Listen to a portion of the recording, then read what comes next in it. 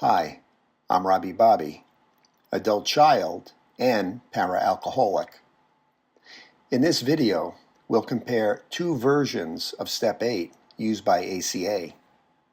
Both are necessary in order to recover from the effects of growing up in an alcoholic or otherwise dysfunctional family.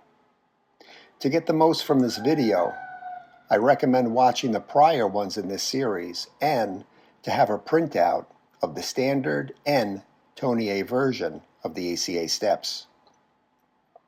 Step 8, standard version. Made a list of all persons we had harmed and became willing to make amends to them all. This version is aimed at my adult self, who has accumulated character defects and caused harm to myself and others as a result of these defects. I discover this in the fourth step inventory. In steps 6 and 7, I become willing to let them go and humbly ask God to remove them. In step 8, I again put pen to paper and make a list of all the people I have harmed.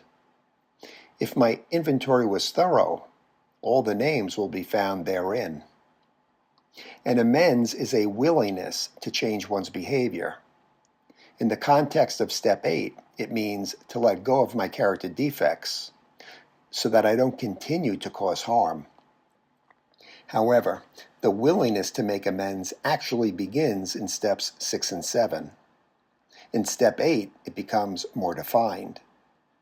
Keep in mind that becoming willing to make amends is not the same as the direct amends which are called for in step 9. In my mind, a willingness to make amends is what brought me to my first meeting. I just didn't realize it. So if you made it to step 8, you already have the willingness to make amends. You've already proven it. The key is to maintain that willingness, or even increase it, which are some of the side effects of step 9. We'll get to that in the next video. Step 8, Tony A version. We became willing to open ourselves to receive the unconditional love of our higher power. This version is aimed at healing emotional wounds from childhood, which are the foundation of the 14 traits outlined in the laundry list. These traits are referred to in step 1 as the effects of living with alcoholism. The effects are the traits, and they make our lives unmanageable in countless ways. The most damaging and soul-crushing is the inability to manage to be one's true self, which we can only do if we love ourselves unconditionally, which is a tall order for ACAs who typically suffer from what one author and psychoanalyst refers to as self-love deficit disorder, which originates in childhood.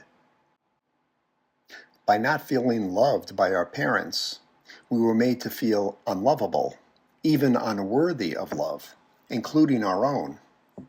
Not feeling loved by our parents is what created the emotional wounds and closed down our ability or willingness to receive love, not only from our parents, but from ourselves as well. Not loving ourselves prevents these wounds from healing, which maintains and sustains the traits in our adult lives.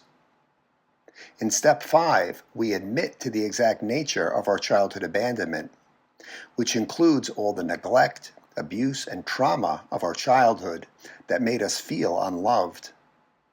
In steps 6 and 7, we become entirely ready to begin the healing process with the help of a higher power.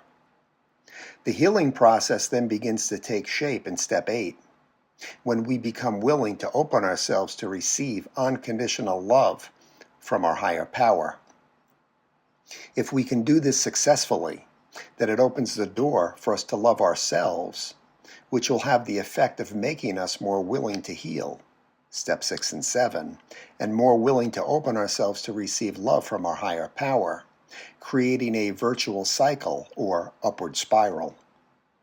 We'll get more into that on step 9, which is the next video. And that wraps up this video, which was meant to be food for thought. If you got something out of it, please click like and subscribe and forward to a fellow traveler. I'm Robbie Bobby, Thank you for listening, and as always, keep coming back.